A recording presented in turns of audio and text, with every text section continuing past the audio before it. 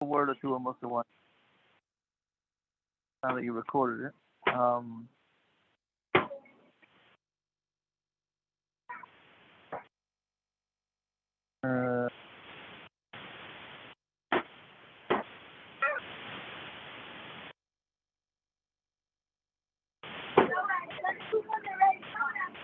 So we said that there's four different types of people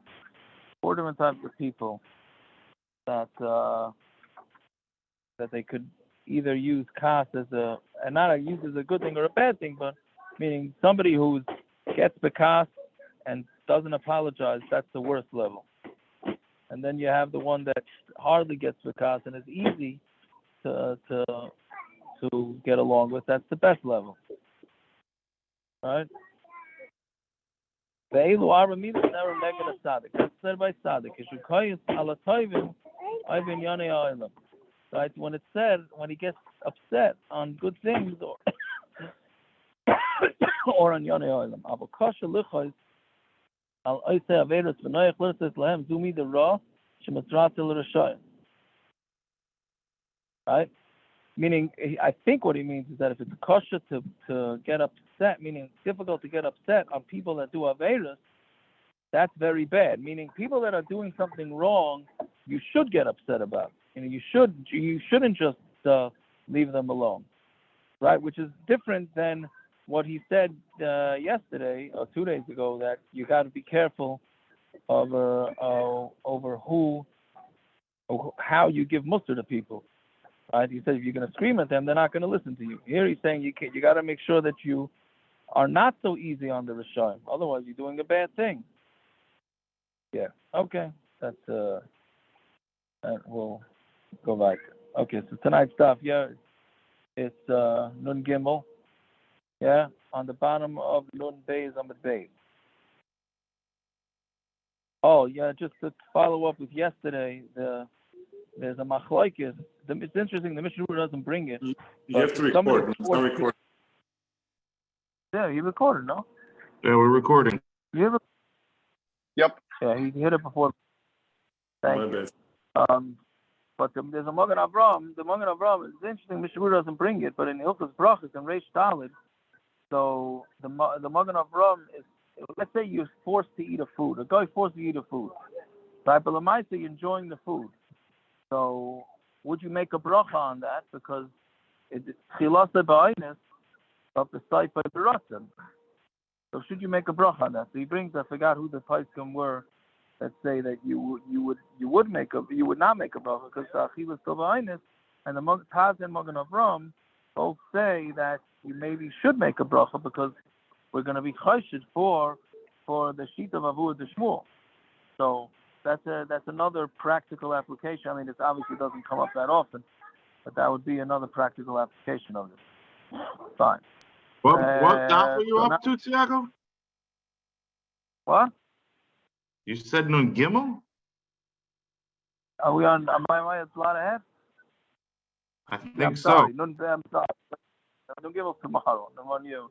Don't give us tomorrow. On the bottom of where'd we get to? Yeah, the bottom. Sorry. The bottom of Nun Aleph on the base. I thought there was something wrong there. I'm looking at all the uploads going, man, I missed one. Where did I miss that one? No, thank you. So anyway, so the Gemara says, right? So by a kohen, so there's no point in him being paid his wife to marry her because he's not allowed to marry her because a kohen, even if she's an inus, she has to get divorced. So what's the point of the pigeon? The pigeon is to so that she should be returned back to her city. Abaya. Amana the kohen gadol chayev l'ftaisa, and amana to the kohen gadol is chayev to be paider. Shani karaba, because we call on this situation for kohenes adrinach lemedinasach. For a kohenes, they're going to return you to the Medina. Meaning, it's not only, meaning what Abaya is saying is that they're amana the kohen gadol. So if that was also in the first place, so they're not really allowed to even be married to each other. So is he still mechuyev to be paid to her? So Abaya's chiddush is, yes, he's still mechuyev to be paid to her. right? Because well, actually, it doesn't have to necessarily be that he married an almana, right? Does it? Is the only way to get this case is an almana?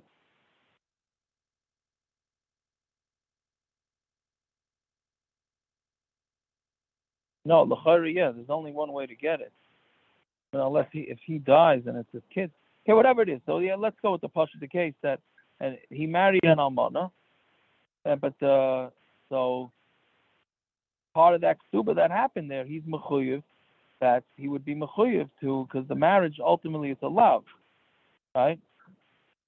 That it works. So Mamela, he would even though she was also to him, he's still mechuyev to be paid. That's Abaya. She's on Tamar Aleph. But what about mamzeres and Asina Yisroel? What about a mamzeres who obviously a yid is not allowed to marry, and an Asina? So ain't a chayav l'ftaisa that he's not mechuyev to be paid to her. Ain't any karabah by sinach lila intus because you can't call on that I'm going to take you as a wife because he can't take her as a wife, right? Meaning the Tanai the ksuba is that he's going to remarry her, right? But that's not going to work because he can't remarry her even after being paid her. So again, Abaya's shita is that Almarat the kohen gadol does have to be paid her. Mamzeres and Nesina does not have to be paid her. Rava Amar, Rava disagrees. If the whole reason that they become also to live with each other is because she was captured, then chayav l'ftaisa. He's chayav to be paid her. Isser davar achar garim, but if there's another isser that's causing them not to live with each other, ain't a chayav l'ftaisa, then he's not chayav to redeem her. So what's the nafkamina? What's the difference between the two sheets between Rava and Abaya and Almana the kohen gadol? Since an almana the kohen gadol is not allowed to they're not allowed to be married, having nothing to do with her being captured. So therefore, he is not mechuyev to be paid. Again, Abaya holds that she would be he is mechuyev to be paid, and Rava holds that he's not mechuyev to be paid. What are you saying?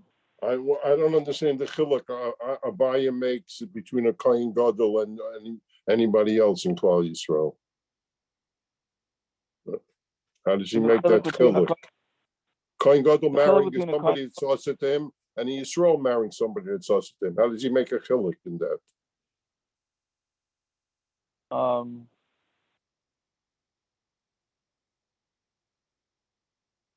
Because by I think the shot is that by a kohen, even by a stam kohen, the only reason why he would be paid his wife is that he should bring her back to her city. That's it. Right? That's the only reason why he paid his wife. There's no marriage there. So Mamela, he could be paid her to bring her back to the city. Say an almana, say a regular kohen, and say a kohen gadol to an almana, he could be paid her to bring her back to her city. But a mamzeres and an asina, that's the whole reason that they were paiding is that they could remarry, not just to bring them back to the city. So since they're only being paid to them, being paid in order for him. I don't understand. My mom don't understand. I don't understand the Abaya at all. I understand it less now that you explained it to me than I didn't understand it a minute ago. No, it's not your fault. So the kohen gadol was going to be paid. He's going to take her back to his house, to his palace. Why not? If he was living with her for 5 years and nobody stopped him, so he's going to fight to live with her. What? He's going to return her someplace in Yehupitz's land. What? He's running the show. He's obviously running the show because he's able to stay with her. He's the biggest person in the country, and he's being flaunting halacha like that. So how does Abaya say he's going to send her back to her home? He's not sending her back to home. He's taking her back to his house. Well, how does he make that chiluk? Right, because it's not. It's really a technical chiluk that by a kohen. How does he make bring that? Her back to the town. Who is? Yes, the guy. How does he? Right, he's living with her in front of Lefnei Kol Am Ve'eda for 5 years. Now she was kidnapped, so he pays the $1 million, and now he's going to send her back to her brother's house in Haifa. He's going to live with her in the middle of Yerushalayim, like he's been living with her for the last 5 years. How does Abaya say he's not going to bring her back? He's going to send her out. How does he? Where does he know that from? Good. Yeah, okay, good. So if he's over, he's over. Fine. So we're talking about somebody who's over. That's what we're talking about. Correct. That's true. But So Lamaisa, we still have to. But the guy, since he's over, we have so to we want fool to make sure that he's. ourselves. We have to fool ourselves. No, we're fooling him. We're We're not fooling him. We're fooling him saying, at hey, all. buddy. Sure. He's trying to say, I don't have to be Paider. I'm not allowed to marry her. I'm not allowed to take her back. He doesn't care. He's living with her. He had 4 kids with her. He goes on vacation with her. She's his main understand. wife. Aaron, you're making it better, not worse. So of course he has to be paid to her. That's right. There's no chiluk between him and the rest of the Eden. That's what I'm saying. So that's Abaya. Where's So this you do chiluk understand from? Abaya. Where's this chiluk from? What? That's what Abaya is saying. Exactly what you're saying. No, by Right, saying no, the but you're chiluk. right. So he's saying Mamzeres and Nesina is not Mechayev, right? Even though Mamzeres and Nesina is also over. That's Gershon. That's what he's getting. Why couldn't the Mamzeres and Nesina also be Mechayev to be paid? There is no Tanai Bezdin on that. What do you mean? Well, that's the reason. That's the technical reason, because there's no Tanai Bezdin on it. Yeah. You're asking if he wants to be paid, can he be paid? Of course he can. There's no Tanai Bezdin on being paid. Well, no, I could be paid there too. Nebuchadnezzar Shifra is kidnapped by Yamach Shemainix. Everybody Right. can be paid there. That's not the point. So I'm missing the point. What are point you is, asking? who's chayav to be paid there, and who could live with her after they redeem her? You can't make a chiluk between one person and another person. It's the exact same case. The kohen gadol and then the sin and the yitu and the sin. It's the exact same thing. They're both the exact same thing. Oh, that's what you're. Well, why you could say that Amana L'Kohen Gadol Kedushin is Taifsin. Mamzeres and Asina, it's not.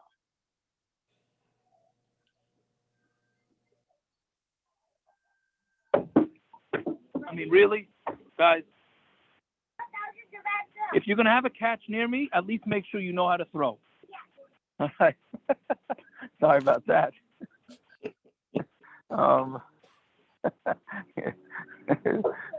You'd think that we were living indoors or something. Yeah. Anyway, okay, I don't know. You're right. If you go to look at them both like they're Abaryonim, so it's a problem. But why can't you say the Kedushin's Taifsin? Gershon's right. One's not typhus, one is typhus. Right. Yeah, so okay. So you want to say that that's the chiluk? Okay, that sort of is what we're saying. Yeah.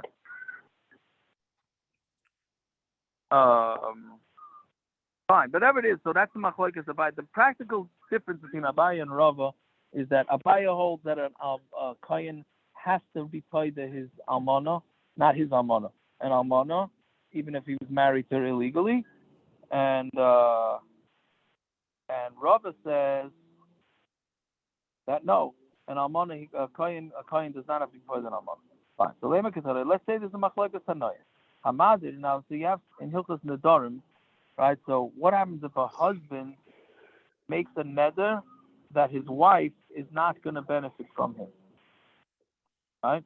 So now that means he's not allowed to stay married to her, right? He's not allowed to stay married to her, and now if he paid to her, she's benefiting from him, right? So my mother is ishtay v'nishbis. If somebody makes a neder on his wife and then she got captured, so Eliezer, he's paid her, but he has to give.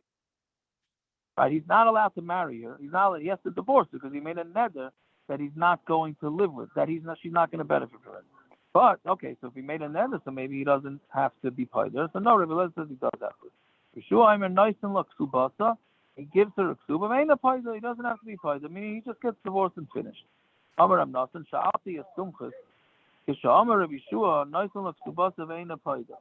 When somebody, when we say that he gives it a ksuba and he's not paid, is that talking about where the neder was made first and then she was captured?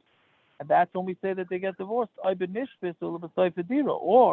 we going to say it even in a case where she was captured and then he makes this neder on her? Right? And he said to me, I didn't hear this. But it seems that it has to be talking about where he makes before she got captured. Why? Because if you're going to say that she got captured and then he made the neder, so you might have a husband who's a scammer. He's going to make a harama, right? It's a pashut thing for what a husband's going to do. He says, oh, my wife just got captured. I'm going to make a neder that she can't benefit from me, and then I can't be paid her because then she's benefiting from me. Right? Okay, whatever it is, we see that there's a machlokes whether somebody who makes a neder against his wife, that his wife is not going to benefit from him, whether he has to be paid her. My love, we're talking about where she is the wife of a kohen, right? Meaning the kohen is the husband and he's the one that he made this neder. Abaya the Amar Rav Eliezer, we're going to say Abaya says like Rav Eliezer, right? Who holds that you have to be paid. And Rava the Amar Rav Yisroel, and Rava is going with Rav Yisroel, says you don't have to be paid, right? So and you see the machlokes, the same machlokes that they have by almana to kohen gadol. They also have it's based on the machlokes of neder. So when it answers loy hacham haskinon can go in shenodra ihi the kaim lahu. It's talking about where she made the neder that she is not going to benefit from him, and of course the husband has to be mekayim, right? Because the husband we know has the right to negate any nedarim that his wife makes. So it's talking about where she made the neder and he was mekayim. Rav Eliezer savar hunas and espa bein shinel.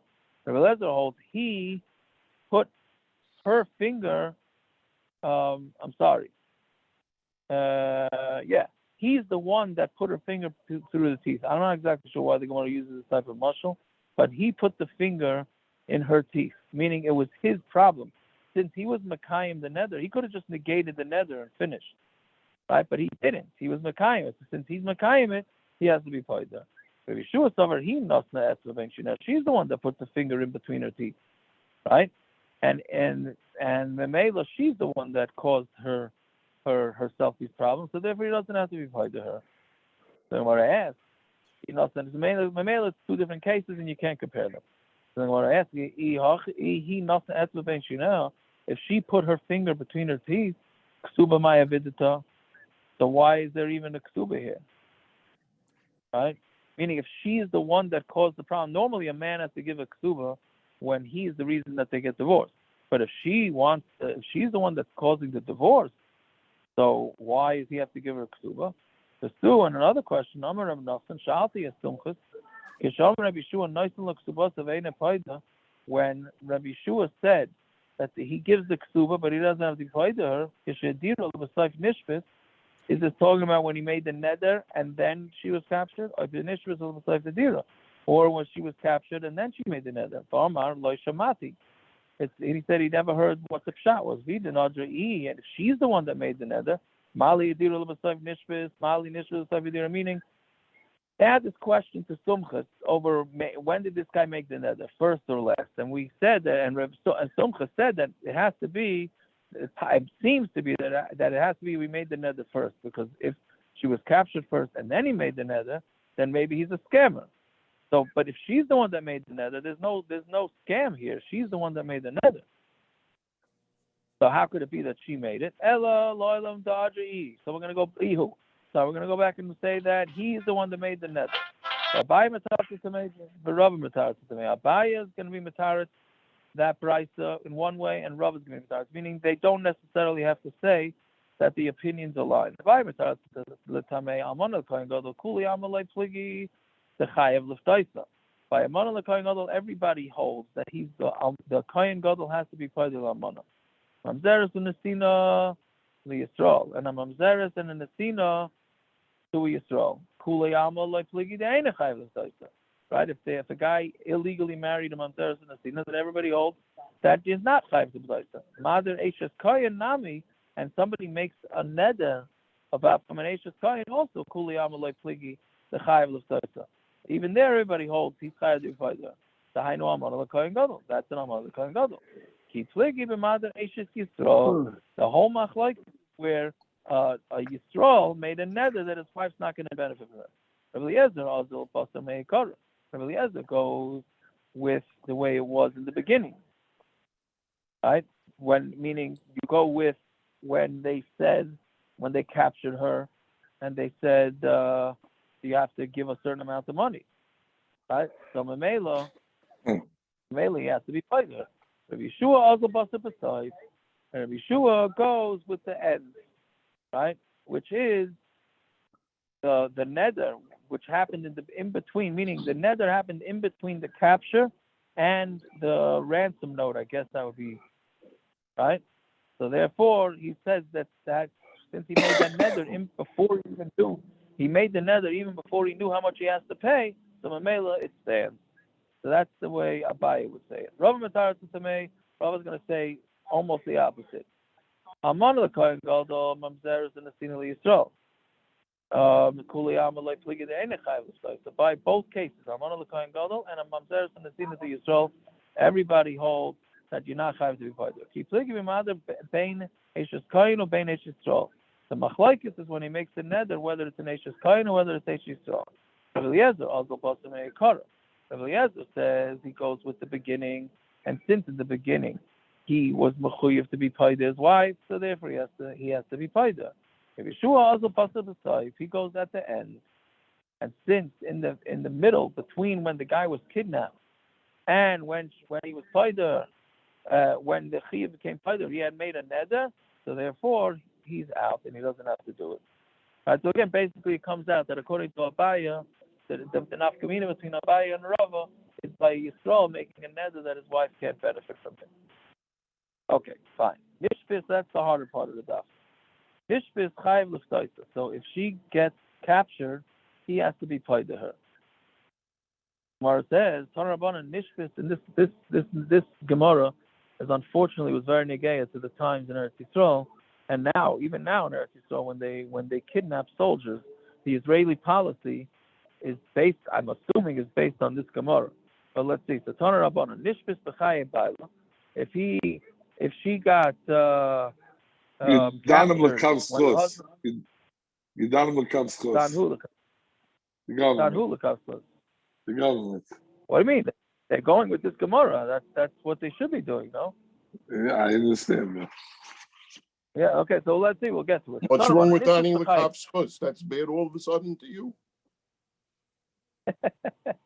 No, I don't know what he was saying. I don't know. Right? First of all, you only done a zakai lekaf chus. Right? You hold what? somebody's not meaning you only done somebody who's kosher lekaf chus. Uh-huh. I'm a chayv that. But that's not okay. Okay, whatever. We'll see. Let's see the Gemara. Let's say she got captured when her husband was alive. And then the husband died. So hikar baila, if her husband knew that she was captured when he was alive, which means he's now chayiv to be paider, so yarshin chayiv and chayav in l'ftaisa. Right? The yarshin, they yarshin this fee of money, meaning the husband had let's say the ransom was 10 grand. So the yarshim, he had this chiyuv on him of 10 grand, which goes to the yarshin. But if the husband never knew that she got captured, she disappeared, but he had no confirmation yet, then ain yarshin chayav l'ftaisa. And the yarshin are not chayav to be paid there. That's the first shita. Levi savar lemevet of the kiyam. Levi. Yeah. I'm assuming that this ein chayiv l'ftaisa is only insofar as the Tanai Ksuba is concerned. I mean, every yid is chayiv l'ftaisa, right? Yes, that's what we keep saying. L'chayra, we don't have shot in this. L'chayra, every yid is a chuyev to do pigeon shvuyim, right? Yeah. And a chanami. So that was the first shita, is that it depends on whether the husband knew about it or not. Levi savar lemevet uvda ki masnisa. Levi wanted to do it with this brisa, like to paskin this way. Amar le Rav, hachi amar chavivi. This is what Chavivi said, right? That's Reb Chia. Last hilchasa ki masnisa. The halach is not like this brisa. Ela ki hadatanya is like this. So we learn nishpas la'achar misas baila. If she was kidnapped after her husband died, Eina Yisayimim Chayav l'ftaisa. The Yisayimim not chayav l'ftaisa. V'lo ya'ida ela afilu nishus b'chayav. Even if she was captured, if she was kidnapped during when her husband's alive, and afterwards the husband died, Ein ha-Yisayimim Chayav l'ftaisa. The Yisayimim are not chayav to be l'ftaisa.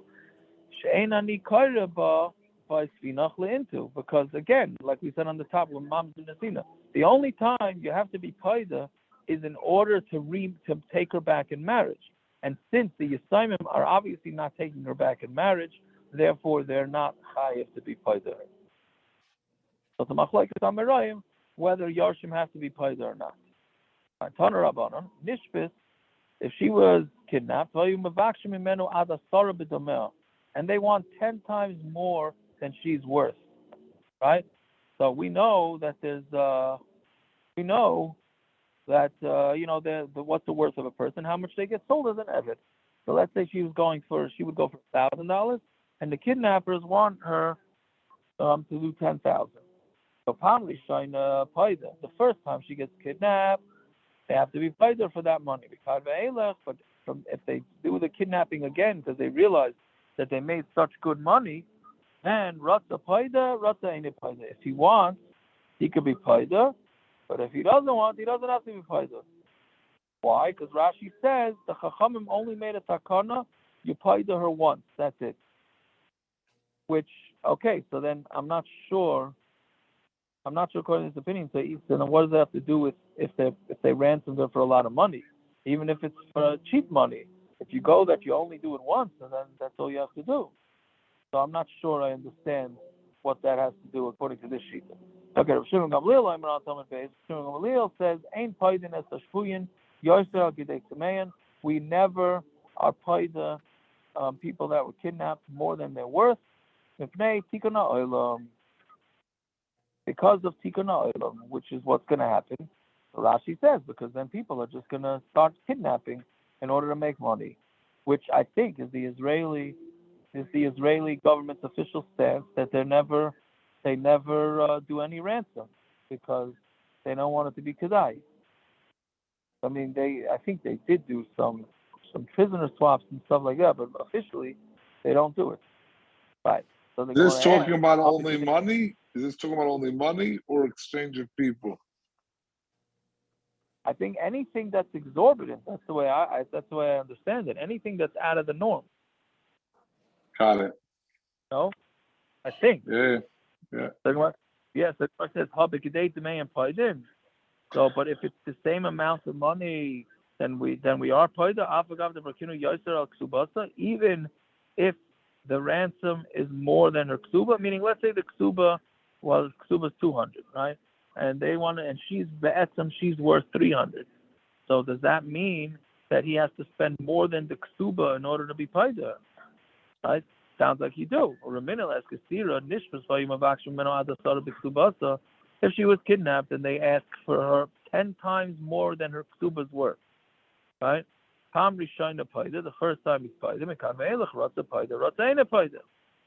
and Rav Shimon Gamliel Leimer, Imhaya Perkaina Keneged Ksubasa Paida, and Lav Aina Paida. Right? So you see that the Brisa does not fit with Rav Shimon Gamliel. Right? Because the Brisa said that if even if it's the same amount as the ksuba, even if it's more than the ksuba, the Brisa said you have to be paida. Rav Shimon Gamliel is saying no, only if it's up to the amount of the ksuba. So the more answer, Rav Shimon Gamliel, Trey Kuli is like Rav Shimon Gamliel, you can't ask Kasha. He goes with both leniencies, meaning he is very pro the husband not being mechuyev to be paida her. Right?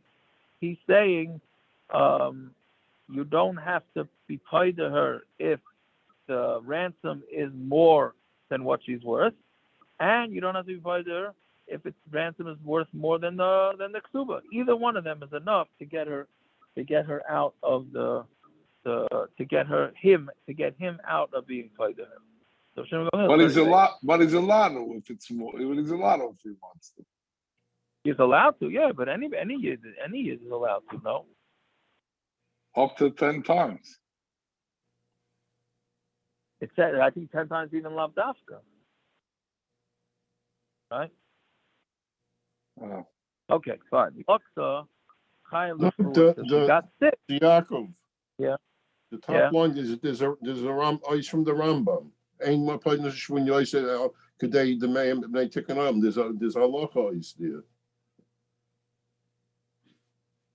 Yeah. Yeah, that's what So you can do it. you mean. No, but that's for more than she's worth. Yeah, that's what Zev is. Oh, I thought that 10 was talking times. about some. No, 10 times more than what she did. She's worth $40,000 or whatever she's worth. You can't pay more than 400. That's the husband, not Stamazov. I don't know. To be for both. Oh, so So the way the lashon and the mechaber is that the Baal is not chayiv to be paid his wife more than she's worth, right? But the Ramah says yeshomrim ishtay kigufay, and he can be paid her if he wants. So the lashon and Shulchan Aruch, meaning is it aser? From the Gemara, it sounds like it's aser. Shulchan Aruch doesn't sound like it's aser. Certainly not according to the Ramah. It's not aser, right? It's not aser to be paid. But in Yeridea, it says that you're not allowed to because of this thing. Again, otherwise, unless it's a Talmud Chacham, fine. But that's what it says. So, what do you say? You have these mice, the famous mice of Maram. Yeah. That's the most famous one. Maram Rutenberg died in jail because he didn't let them be paid. Yeah. Anyways, okay. So then let's see. The Laksa, if she gets hit literally, but it means if she got sick, a husband is mechuyev to pay for her medical bills. So Tana Rabbanan, Almana nizaynus minichli yisayim, and Almana, Almana gets fed from the nechas and the yisayim, meaning the yisayim have to take care of the Almana from their Yerusha money. The tzricha refuah, and they also need to pay for her refuah. Harei kimazaynus, if that's like mazaynus, meaning taking care of her medical bills is like feeding her.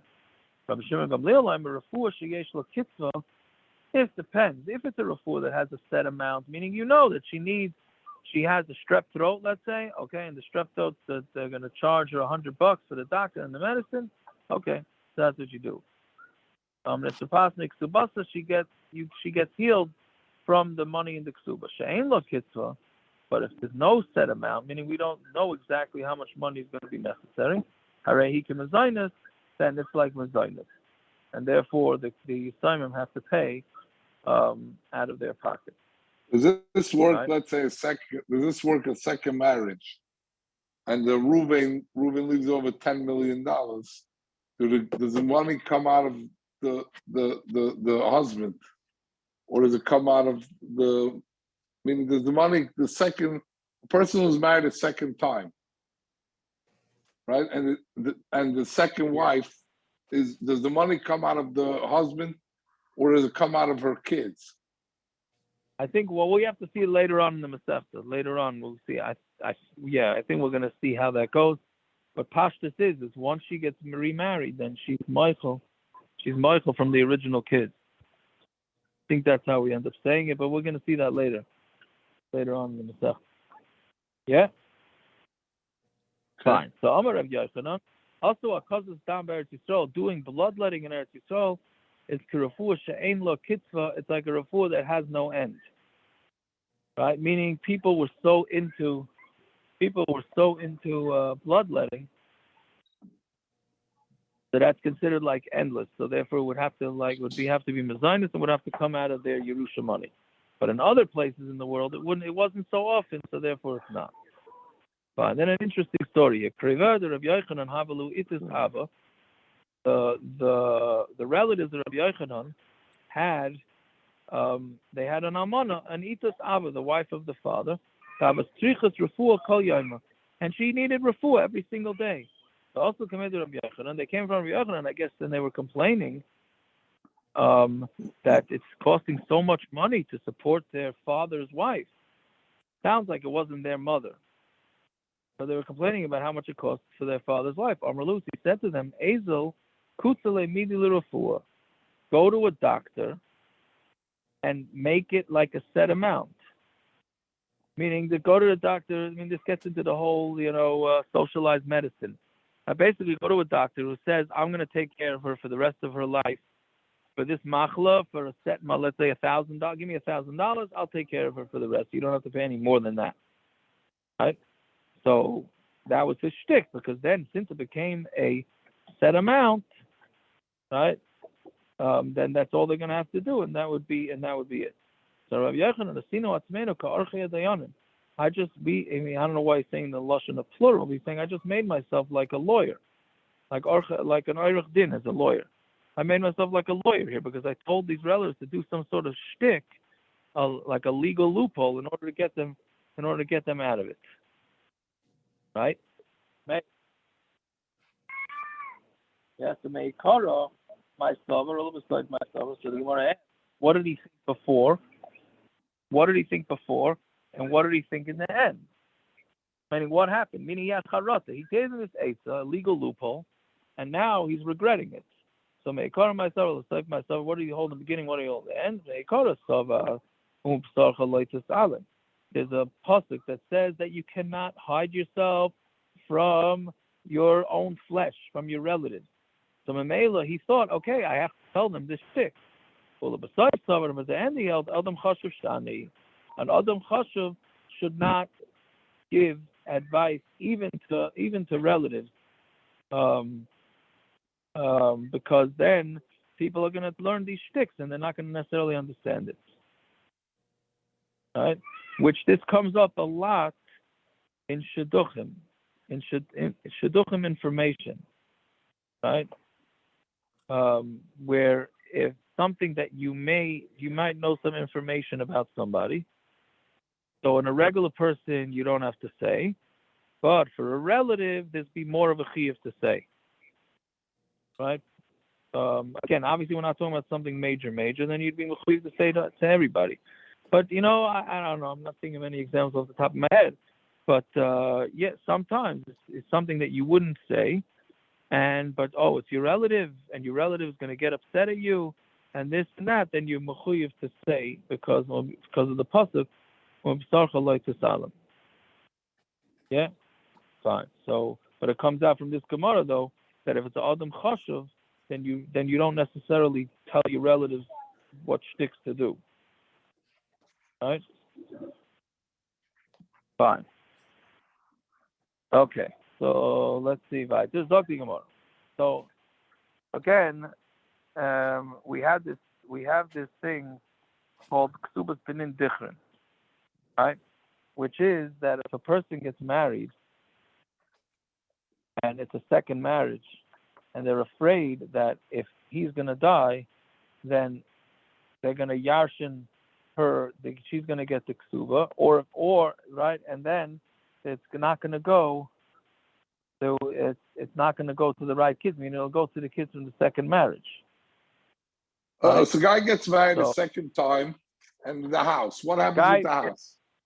Right? What happens to the house? The husband dies, right? What happens? That's why we write prenuptials today. What? No?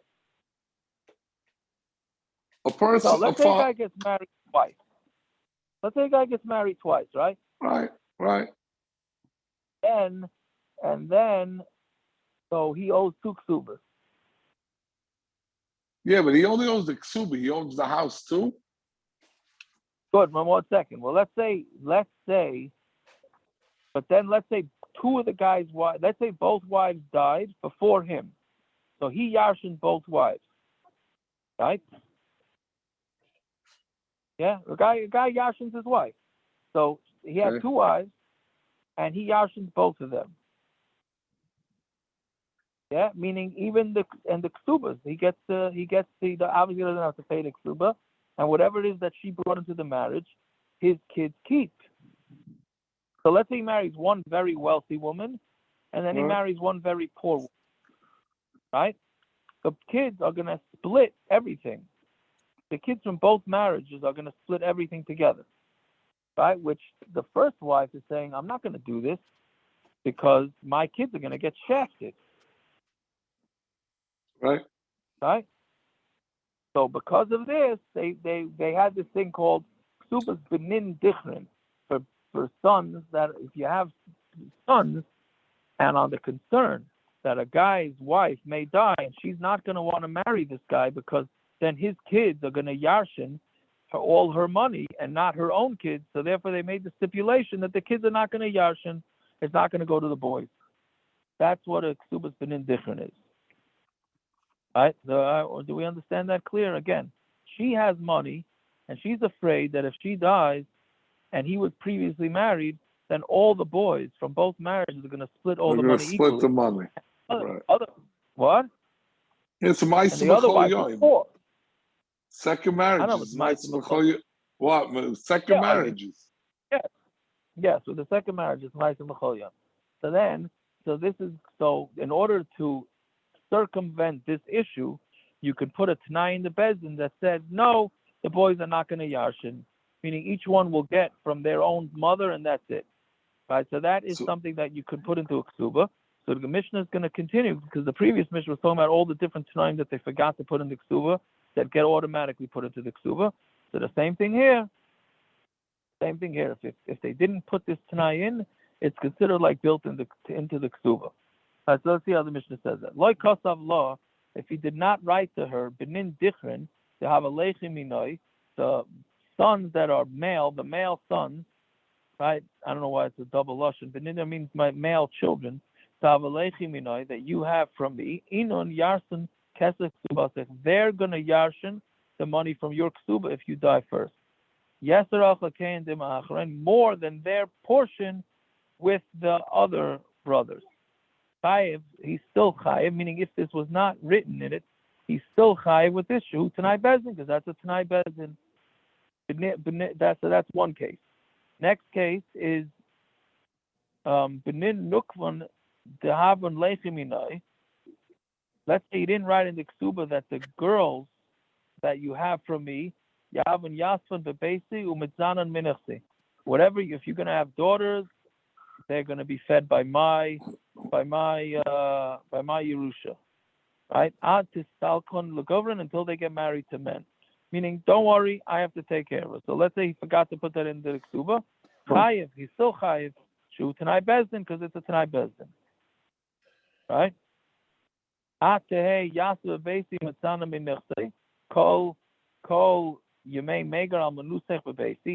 Another tonight that he's saying that you're gonna sit in my house and be fed from my nechasim the entire time that you're an almana in my house.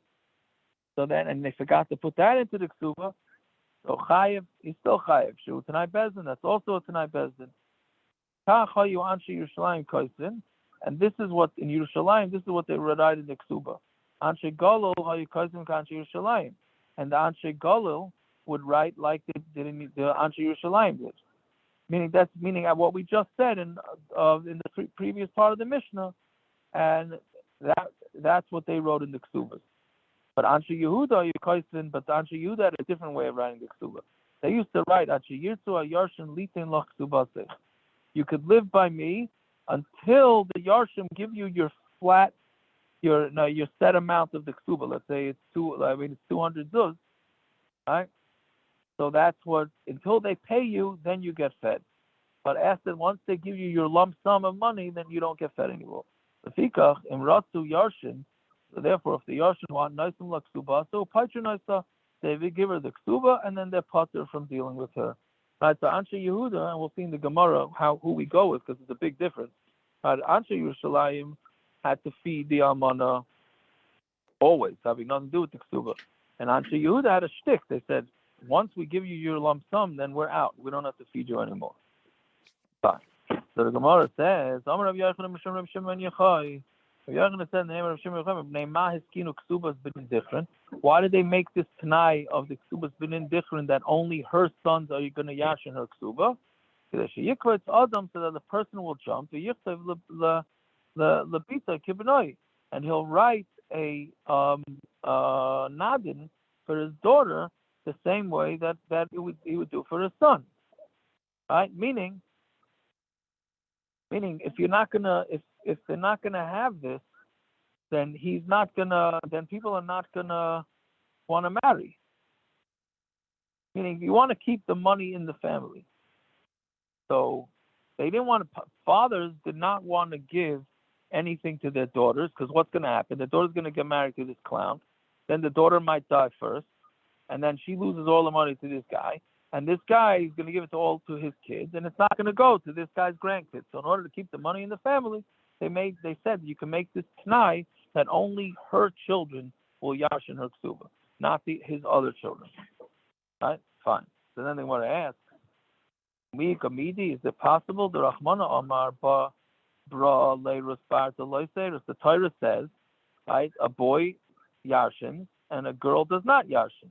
And the Rabbanan are going to come say a gezerah or a takana that the daughters are going to yashin. Now again, here it doesn't mean that the daughters are yashining. It was saying that the sons are yashining. But basically, what he's doing is he's giving the control of it to the daughter, because he's saying it's only your kids that are going to have it, which means there is some ceding of control. The Torah says the father's kids yashin and finished, right? And now the Chacham is saying no, not so fast. You're making t'naim in that. So how can you do that? Well, it says no. Hanami daraisu. This is also a daraisa. The siv chu nashim ve'elidu banim.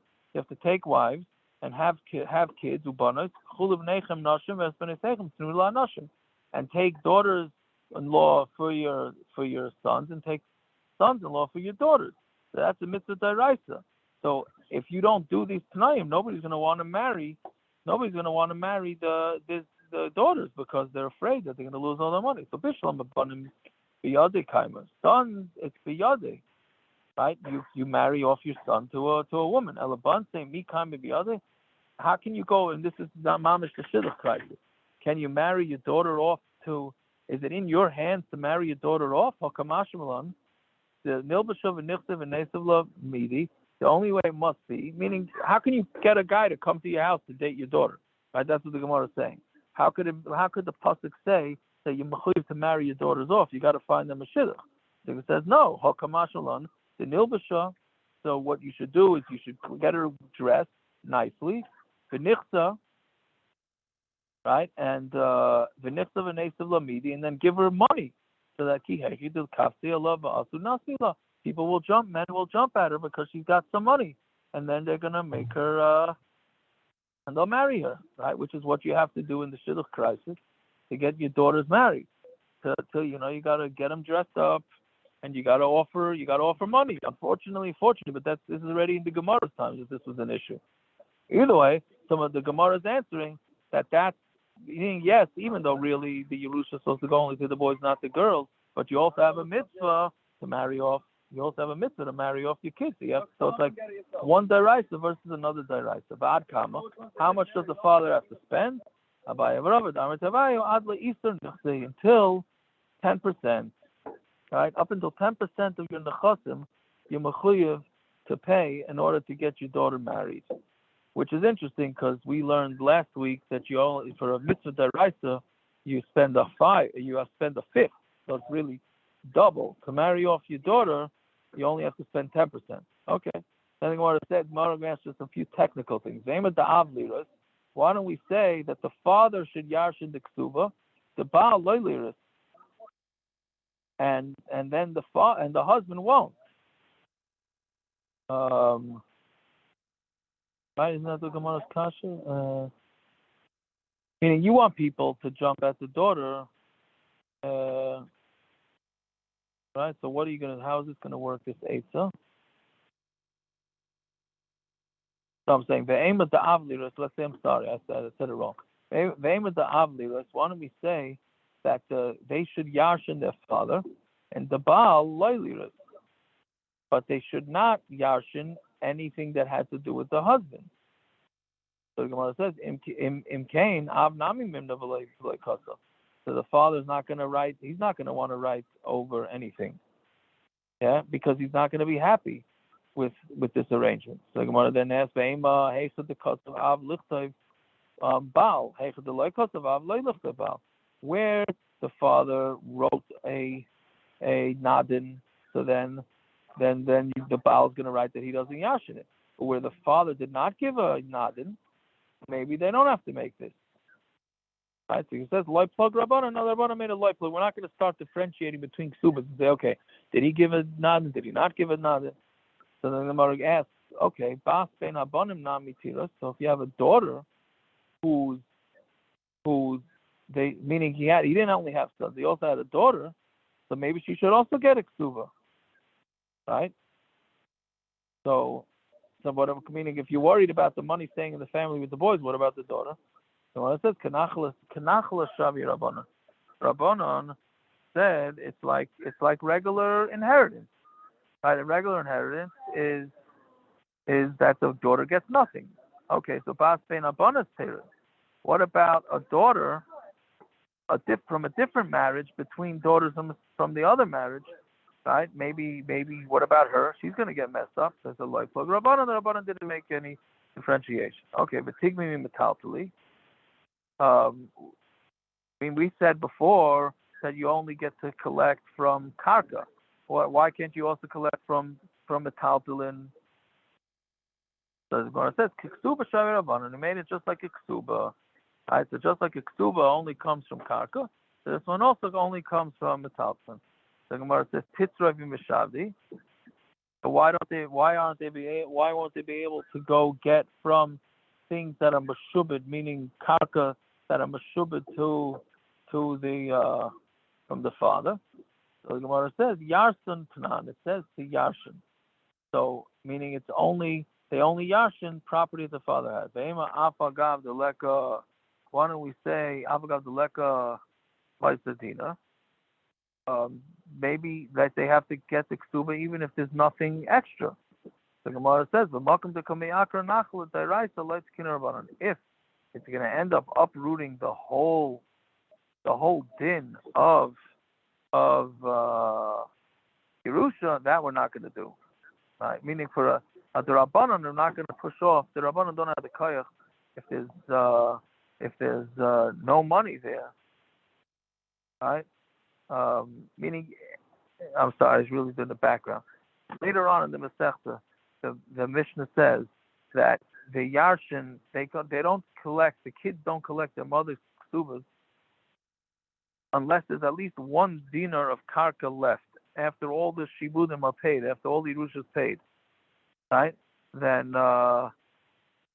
if not, then it's not there's no collection, or the collection, it goes a little different. Either way, so that's what the Gemara is asking here. So you should do this even if there's no dinner. They say no, but we're not going to start uprooting deraisas for this Rabbanon.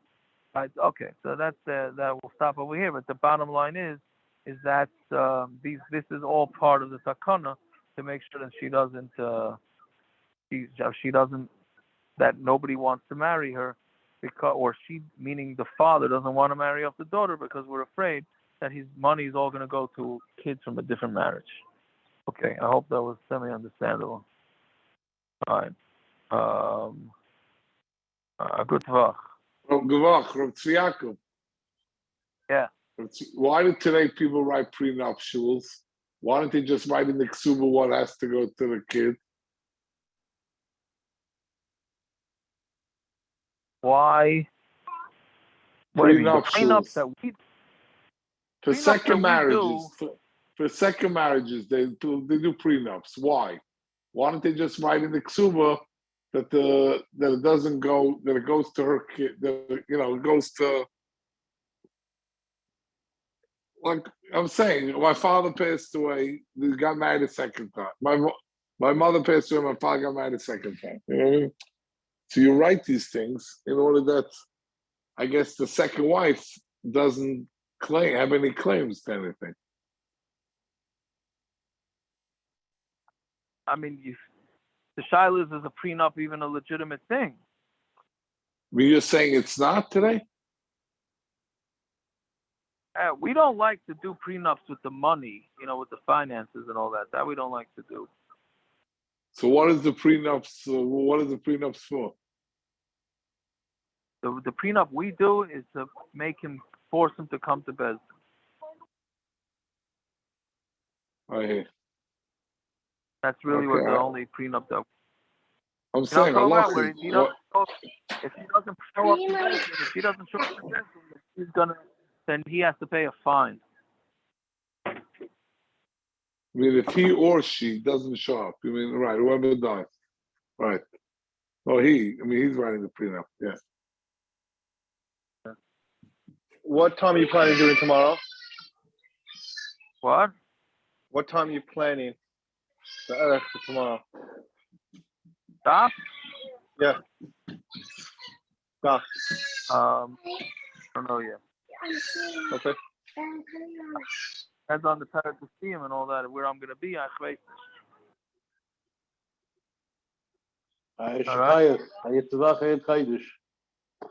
Okay, good luck. Good